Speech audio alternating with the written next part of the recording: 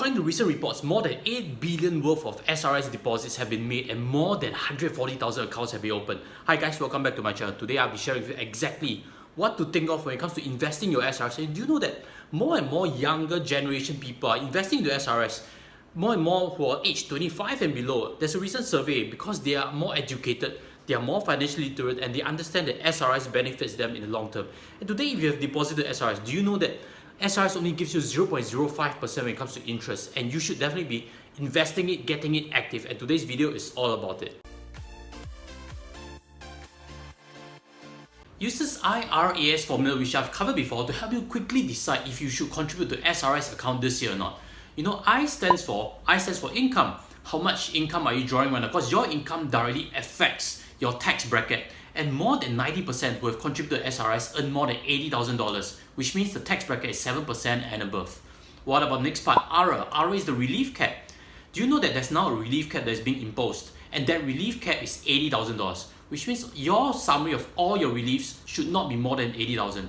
If you are claiming for working mother-child relief, for example, you realize that you rake up reliefs quite quickly. And once you pass the $80,000, there's no further relief you can get and reduce your tax bill. So do check how much relief you're getting before you contribute to your SRS.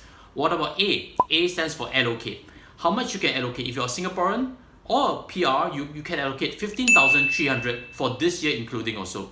What if you're a foreigner? That cap is $35,700. I'll leave them in the summary over here.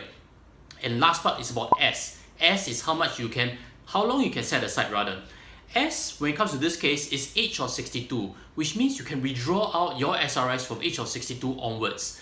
Be comfortable with that approach. It's meant for a retirement target. And if you withdraw prematurely, do get reminded that there's also a 5% penalty that comes to that. So when it comes to setting aside, be comfortable in setting aside to age of 62 at least. So with this I.R.A.S formula, you'll be quickly able to decide whether you should contribute further to your SRS account this year. The first thing you can buy with your SRS is an investment portfolio. Do you know that you can actually get into many financial instruments, almost as many as using cash? You can actually buy into Singapore Savings Bond using SRS. You can buy into shares. You can buy into unit trusts or mutual funds that gives you equity and bond exposure using SRS funds. And it's only the overseas listed shares that you really need to use cash to buy with. And in any case, if you're looking to invest for long term anyway, might as well contribute it to SRS first, then use it to buy the financial instrument. In that way, you really get a tax relief and you still get to acquire the financial asset.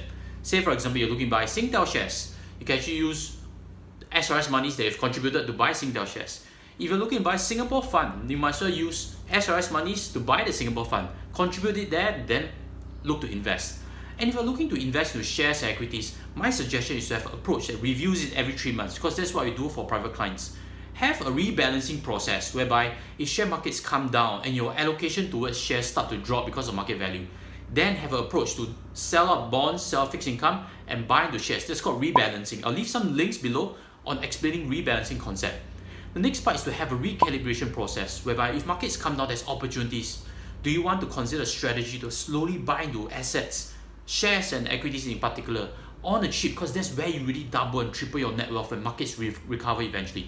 So investment portfolio is mightily important and it's qualifiable by SRS. The second idea is to get a retirement plan, something that's qualified under the SRS scheme and pays you out income streams for the long period of time. Because actually this income stream, when it's paid out from an SRS qualified plan, it's only taxable when it's paid out 50% of it. And if you stretch it, you can actually stretch it out really long until age of 99, for example. I'll pull up over here something I've done recently for a private client. This is under AXA and it's Retire Happy Plus. There are many plans in the market, but this illustrates to you the benefit of using SRS contributions and build a retirement plan that pays your income stream and that actually complements your CPF life. And in any case, if you're keen to understand a bit more on CPF life, I'll pull up over here the video that I've done before on CPF life, because that builds your first layer of income stream, and SRS qualified retirement plan builds your second layer of income stream that helps you in your retirement year. If you have further questions, which is better, investment portfolio or retirement plan? Look at it this way. Investment portfolios have higher potential return but have no guarantees to it. Retirement plans have guarantees to it, usually about 2% per annum, and a further non-guaranteed portion that boosts it up to about 4%. So looking at these two, they are very different assets. You must fit what you're looking for in terms of your overall picture. If you have a lot of shares already, then definitely a retirement plan comes in and gives you that guaranteed stable base.